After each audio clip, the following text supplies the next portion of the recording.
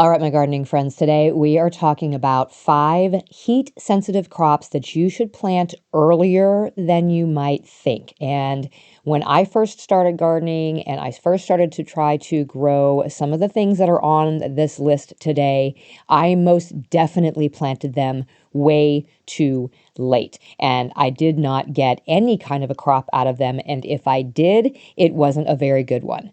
And when I say heat sensitive, I don't just mean they don't like summer. I mean crops where if you wait too long, they literally just flip a switch and the plant suddenly changes goals. So instead of making the part that we want to eat, it starts racing toward flowering and going to seed, or it just produces a lower quality harvest. So in practical terms, heat sensitive can look like bolting. That's when it gets that sudden flower stalk, which also can cause a very bitter flavor or very tough leaves. It could look like quality issues. So maybe your broccoli heads are looser, or you get smaller onions, or your potato tubers just don't develop. Or this could look like timing problems, like you plant at the normal time, but the crop matures right as the weather gets too warm. The big takeaway today is this: for these crops, the calendar matters less than the temperature trend. So if you plant them like when you usually plant the garden, you may accidentally force them to do their most important growth during the warm up, and that is when they struggle.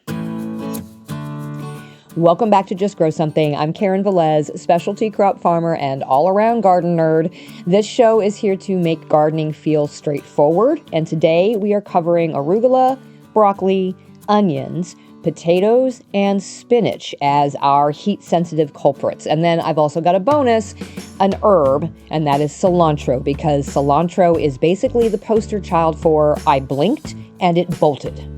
Let's dig in.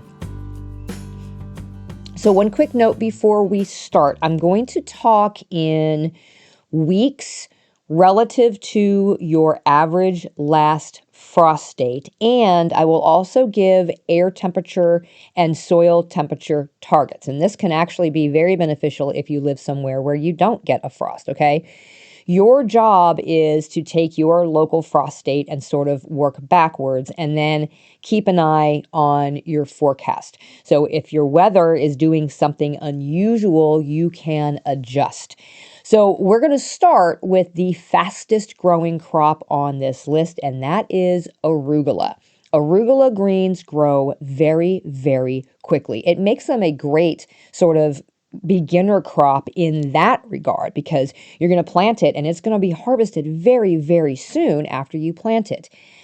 But it is a very heat sensitive plant because it is a cool season leafy green, and it tends to bolt very quickly as the temperatures rise, especially when the days are getting longer.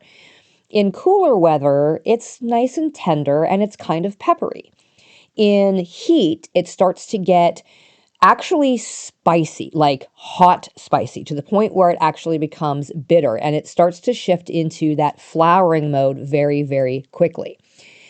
The other thing about arugula too, that is not in relation to like heat, is that it just, because it grows very quickly, if you don't keep it cut back and harvest it very frequently, it's going to bolt anyway. So it's already a very sort of short-lived crop in terms of harvests. And then you add that heat sensitivity into it. And I mean, oftentimes you blink and all of a sudden it's like, oh my gosh, what happened, right? So if you want arugula in the spring, the trick is to plant it earlier than you might think. Arugula grows best with daytime temperatures around 50 to 65 degrees Fahrenheit, and it can tolerate light freezes. So you can actually get it into the ground earlier than you might expect. It definitely has to go into the garden earlier than your warm season plants would, right? So the easiest way to get arugula going is to just direct seed it outdoors as early as the soil can be worked. What does that mean? We've talked about that before. Basically, when the soil is friable, right, when you can kind of work in it without it being so wet that it's sticking together, and not so cold that it's not like frozen, right? You can start arugula indoors if you want to, like if you want the earliest possible crop. You can start transplants about 4 weeks before you want them outside.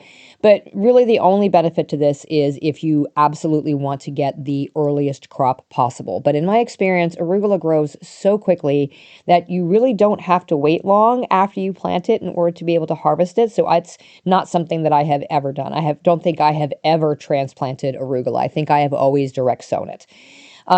Your transplanting time on these guys is basically as soon as the outdoor conditions are consistently cool. So again, this is the cooler shoulder seasons. We're not looking at summer weather. So if you are planning on transplanting, that is when you want to do it. It is definitely going to be before your last frost date. The ideal temperature, again, the daytime air temperatures is around 50 to 65 degrees Fahrenheit for their growth. If you're trying to time this based on your soil temperatures, these can germinate in soil that is as cold as 40 degrees Fahrenheit. So if it's between 40 and 50 degrees Fahrenheit in the soil, it is okay to go ahead and start planting your arugula. Now, germination is going to be a little bit slower at the low end of those temperatures. They're going to germinate more quickly the warmer the soil is, but this gives you an idea of exactly how early we should be planting these things so that they don't hit that sort of heat threshold. What is that threshold? Well, the temperatures are above about 85 Fahrenheit, and we're talking about air temperatures. Arugula is much more likely to bolt. So shade can actually become your best friend here. This is one of those crops where if you are looking to interplant things, you're trying to figure out where to fit your sort of high, low, fast, slow, right? Arugula is both fast and low. So you can plant it again beneath, say, tomatoes, right? If you're trying to get a little bit of a later crop out of it so that it gets the shade in the afternoon and maybe it will last a little bit longer for you. Or you can plant the arugula first and then just plant your tomatoes into it, and the tomatoes can help to shade that arugula a little bit. But in reality, once you get to those temperatures, at 85 Fahrenheit or so, the arugula is not going to last very long. This is why it's kind of a good split succession, quick succession crop. You can do it in the spring and you can do it again in the fall, right? For a baby leaf harvest with arugula, you're often looking at only about 20 days. If the growth rate is really fast, 40 days on the slow end, depending on your conditions. And again, arugula can tolerate light frosts. So don't be too concerned about getting it planted prior to your last frost date. Now, sustained hard freezes are a different story. So we're kind of treating it as cold tolerant, but not necessarily like winter proof unless you've got some protection available. But it really is very hardy. And again, it grows very, very quickly. So I don't see a need for you to start these indoors and then transplant them outside. Now, if you garden in a warm climate where, it's naturally just warmer, or it's warmer earlier in the season, then oftentimes your arugula sort of season is going to be the fall through the spring, not late spring into summer. So plant it when your temperatures are trending cooler, right? And you can use afternoon shade or shade cloth if you get some warm spikes. Now, if you live somewhere where you have extremely short seasons, arugula is one of the best things that you can plant because it grows so quickly. If you really want to get an earlier start, you can use some row cover to trap a little warmth in your soil and block the wind and get that arugula planted pretty early, and then just harvest those baby greens early and often. Now, because arugula grows so quickly, this is a great one for succession planting, right? So instead of planting one big patch, you can plant that really, really early harvest and then plant some smaller amounts every 1 or 2 weeks while the weather still stays cool. And then you're going to know, okay, well, when it bolts, then you know that your kind of planting window is done for the time being, and then you might want to go ahead and do this again in the fall. The second one of these crops is broccoli, right? And broccoli will absolutely punish you for getting it in late. I struggled for years trying to get a spring crop of broccoli here in West Central Missouri. And the reason for this is because When you're first starting out as a gardener and you're thinking about things that might be a little bit frost sensitive, broccoli comes to mind because it doesn't seem like it would do very well in the frost. At least it didn't to me. And I was really worried about it freezing. And so I waited to put it in until I thought our frosts were pretty much clear. That was mistake number one. Mistake number two was also planting just sort of your standard varieties, which sometimes can take 65 to 70 days or longer after transplant to come ready. Well, in that time, where I am, the temperatures can shoot up very, very quickly in the spring. We have had years where it seemed like we didn't have a spring because it got so warm so fast. And broccoli absolutely will not tolerate that, okay? So these were the things that I struggled with broccoli. And if you live in an area like I am, sometimes it might really just do you better to actually plant it in the fall. So broccoli is heat sensitive in a few ways. It grows best in mild temperatures, and heat can actually reduce the quality of that broccoli. So if you do get that head to form, it might be just very, very loose.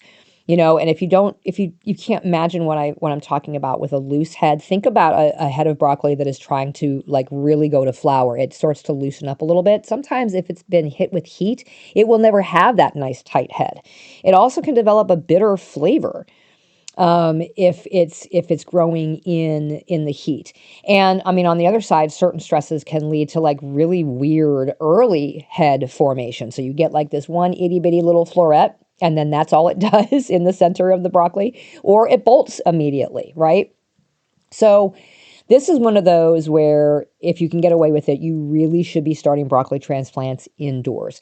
And you want to give them about 6 to 8 weeks or so before your expected outdoor planting date. And that is generally about 2 to 3 weeks before your last frost date. So you got to give yourself some time to get the broccoli started and also to harden it off and then also get it into the ground about 2 to 3 weeks. I try to aim for 3 weeks at least before the last frost date. I also will make sure that I have some frost cloth on hand just in case we could start to have something that looks like a really, really hard freeze. With broccoli, you kind of want to aim to transplant it when your plants have about 4 to 6 mature leaves on them and a really solid root system.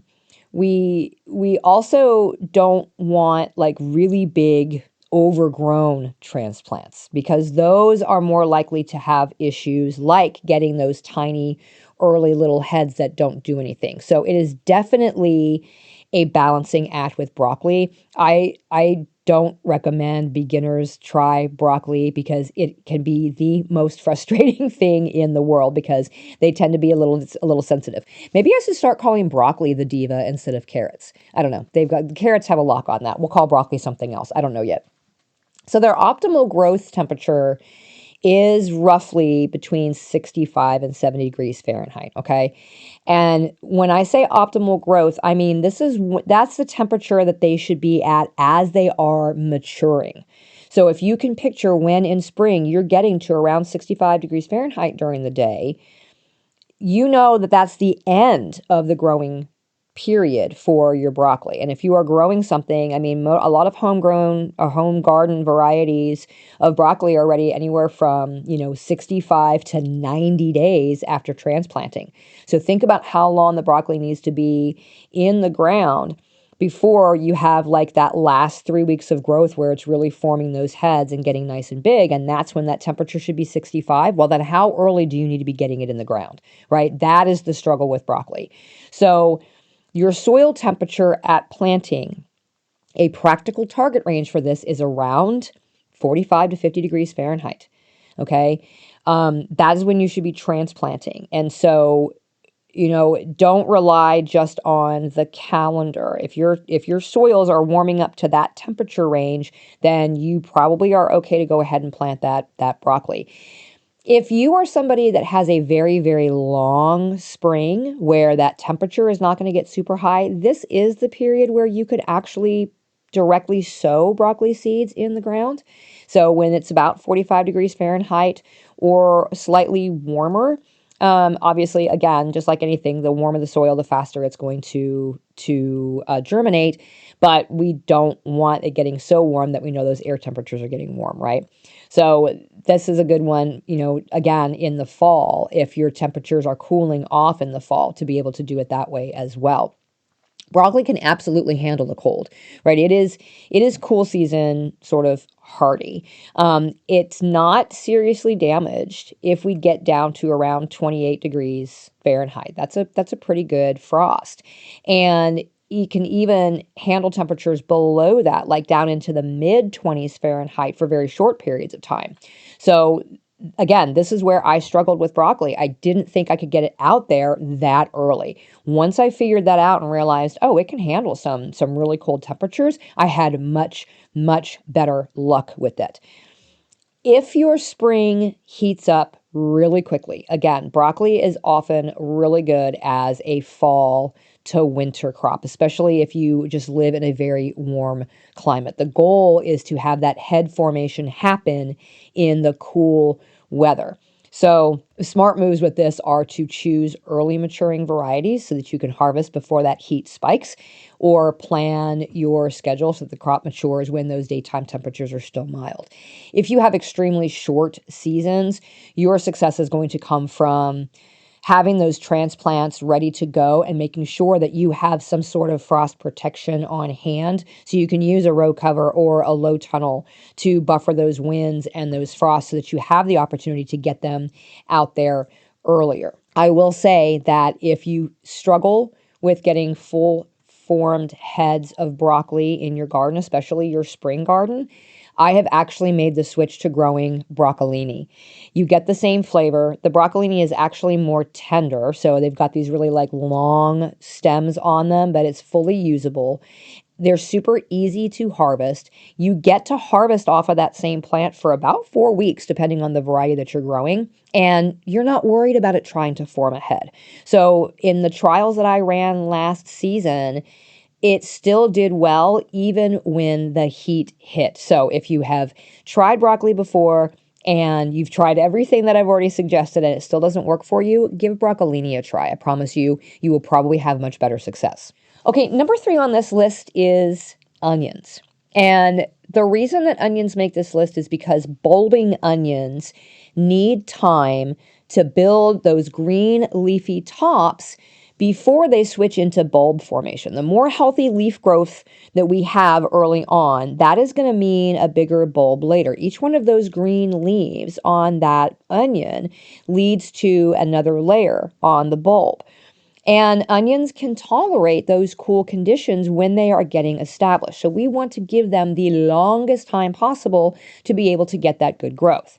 So if you're starting bulbing onions from seed, then you want to start them about 10 to 12 weeks before you're ready to plant them outside. We want them to be about the size of like a pencil or our pinky finger before we transplant them. Onion transplants can tolerate light frosts. And so you're going to want to plant them when temperatures reach around 50 degrees Fahrenheit in terms of air temperature.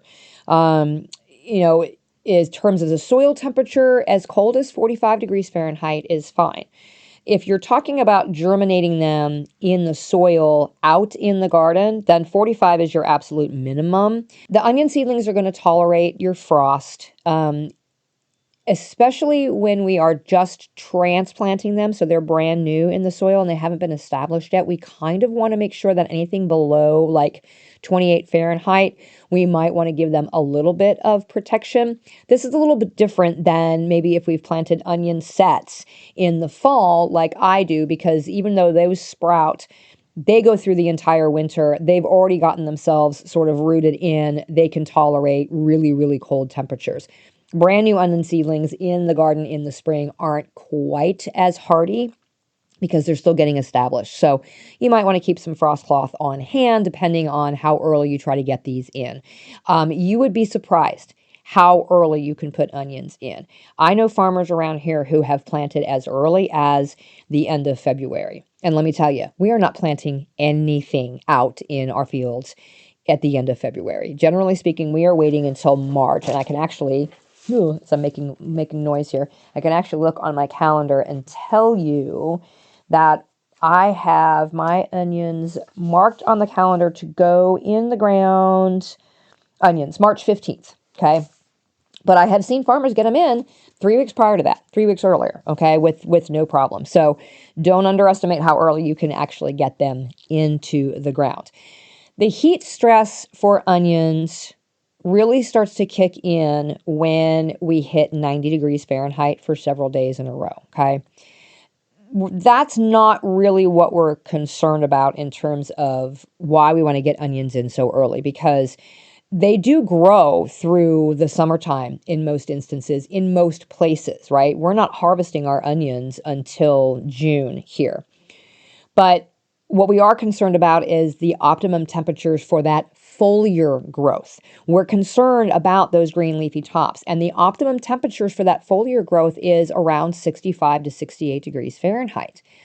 So use that as your guide as to when you should be getting your onions in. For transplants, that 50-degree sort of benchmark is a useful sort of, hey, it's go time trigger. If you're direct seeding, then you want to plant them as soon as that soil is workable in the spring, because onions vary a lot by the type of onion and the method of how they're grown, and they can take as few as 90 days to come to maturity. They can take as long as 150 days to come to maturity. And we're going to talk a little bit more about onions and shallots and stuff next week. But just know, that onion seedlings can tolerate those light frosts, and some pretty significant ones. Okay, the climate sort of gotcha here is that day length type. So if you've ever wondered why your onion variety never bulbed, the day length might be the reason. So I will link to the onion episodes that I have done, but essentially onions initiate bulbing in response to day length. Long day cultivars basically require, 14 hours or more of daylight to bulb well. Short day, you're looking at 10 to 12. Intermediate day is roughly somewhere in between. So, if you're in a warm southern climate, you often do better with short day onions, and oftentimes you might be growing them through the winter because it gets so hot, right? Northern climates, typically we're using long day, types. We're kind of right on the line here where I am in Missouri, so I can get away with long day, or I can do the intermediate day. If you are in those warm climates, definitely remember to treat those bulbing onions as a cool season crop and match that day length type to your region, and plant so that the major growth happens before your season turns hot. So this might mean, again, that you are growing through the winter time and you are harvesting in the very early spring, because that extended heat can actually reduce the bulb size. If you live somewhere where you have extremely short seasons, make sure that you are starting those onions from seed indoors early on, or buy your transplants, and then plant as soon as those conditions allow you to, so you can maximize that leaf growth before the bulbing begins. Number 4 is potatoes. And potatoes are on this list because they are a cool season crop. They can be planted well before your last frost, as long as you hit your soil temperature target and manage your frost risk on that emerging foliage. Generally speaking, the guidelines say, you want to plant potatoes up to a couple of weeks before your average last frost date. You want the soil temperature to be around 45 degrees Fahrenheit or warmer. Around here, that generally means St. Patrick's Day, right? So March, 17th, 27th? See, I got to go back to my calendar again. I'm telling you guys, you got to have all your stuff on a calendar so that you know. Potatoes, March 22nd, because St. Patrick's Day is the 17th. So yes, I do it the week after. I'm not as concerned about the possibility of frost damage on potatoes as you might think. Number one, you're going to get these tubers into the ground, and it's going to take them a little bit to even start to develop any foliage. And so by the time that foliage starts to pop up out of the ground, after those, tubers have gotten themselves sort of settled in, those seed potatoes, you're going to start to see some of that stuff popping up. Even if you get a frost after the time that those greens pop out of the soil, in my experience, it is not going to be a problem. Those potatoes are going to continue to grow. So don't let the threat of frost keep you from planting your potatoes at the right time. So use your soil temperature as more of a gauge rather than your frost date. 45-degree soil, 40 Fahrenheit, sorry, is really what you kind of want to aim for, up to 50 degrees or so, depending on the guideline that you follow. Soil temperatures above 80 degrees can actually inhibit tuber development. So that is one of the concerns that we have when growing potatoes. If your soil temperature starts to rise very, very quickly, you very well may not get very many potatoes, or those tubers are going to be very, very small. And a lot of garden potatoes take, anywhere from 90 to 120 days to mature. I mean, you can get new potatoes, the smaller ones, a little bit earlier, but think about that when you are determining when is a good time to go ahead and get those potatoes in the ground. They can handle those light frosts, not the super heavy frosts or hard freezes, but in my experience, that foliage that dies back comes back anyway, okay? If you're in a very warm climate, you're definitely going to want to try to plant early enough so where that tuber development happens before the sustained heat sort of kicks in, because again, those hot soils can really suppress that tuber formation.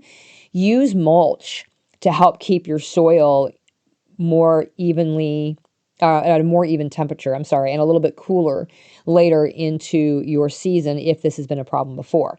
If you're in an extremely short season area, then you definitely want to look for those early maturing varieties where possible, and you might even try green sprouting, which is sort of pre-sprouting those seed potatoes to get you a faster start. Because if your spring is really super cold and wet and your minimum soil temperature doesn't hit that 45 degrees until really later on in your season, and it doesn't give you a whole lot of time to get those potatoes grown, if you can sprout them ahead of time indoors and then transplant them with the sprouts intact, that might give you a little bit of an advantage. Number 5 on this list is spinach. So spinach is not just cold tolerant, it is actually heat avoidant, right? Spinach can tolerate cold a lot more than people give it credit for. But the bigger issue is that it's very quick to bolt when the temperatures rise and the days start to lengthen, right?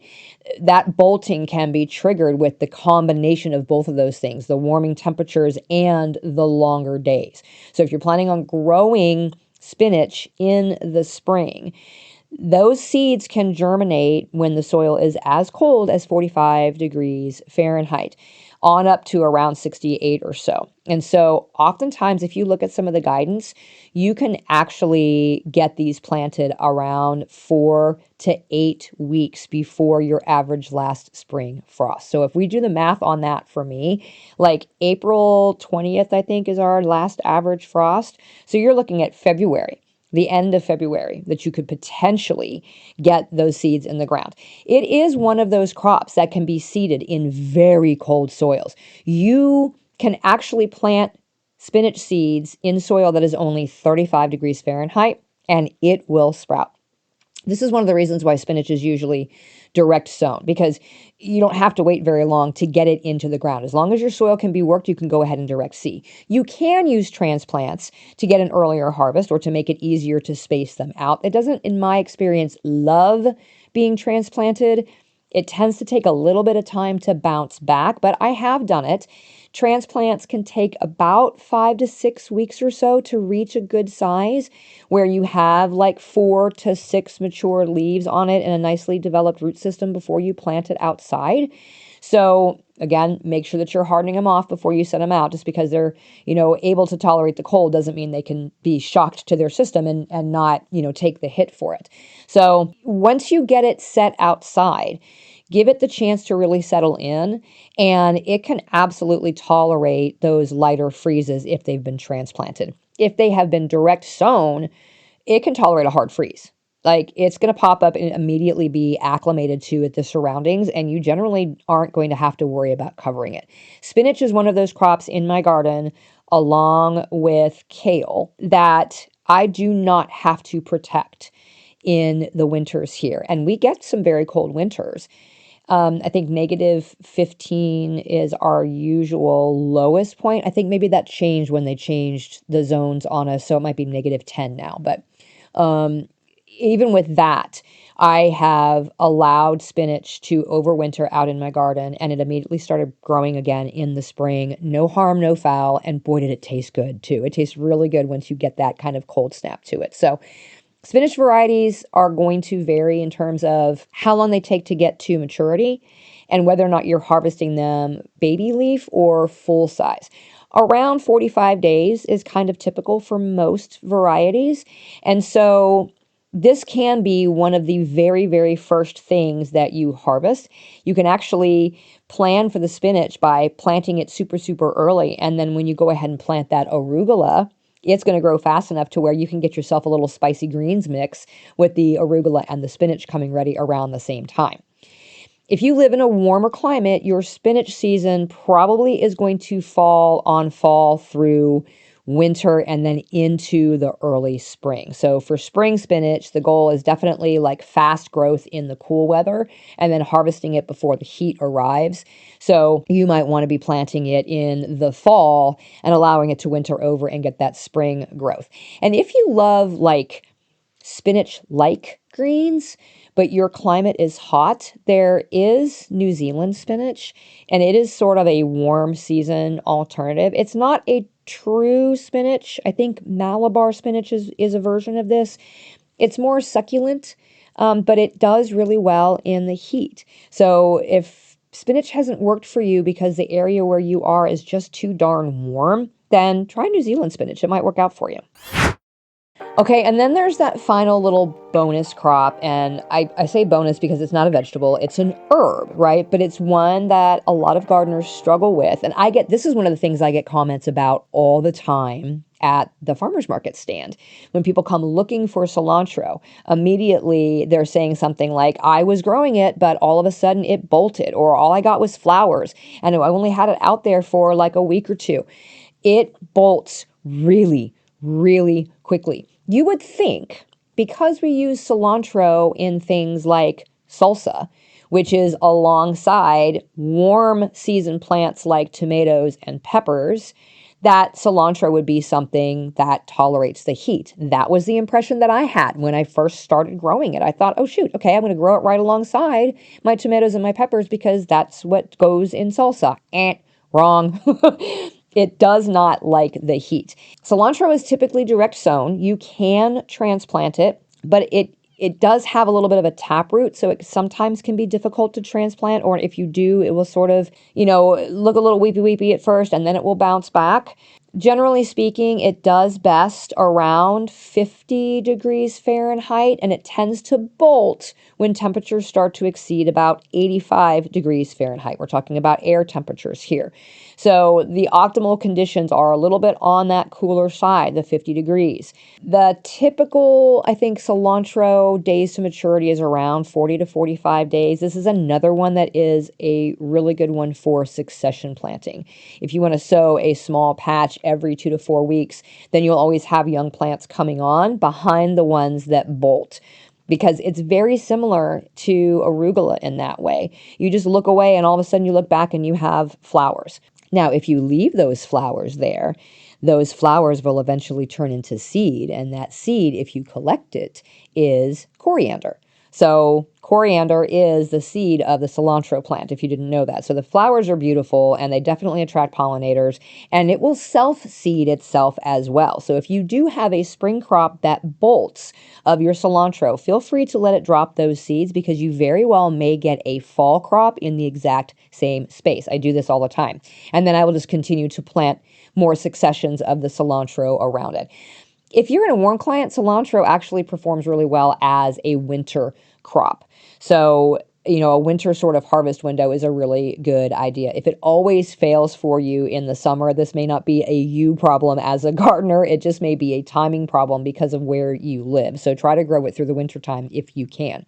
Cilantro is fast. It's a fairly fast grower. So this is another one where if you have short seasons, you can plant it early, you can do some succession plantings and harvest it really frequently.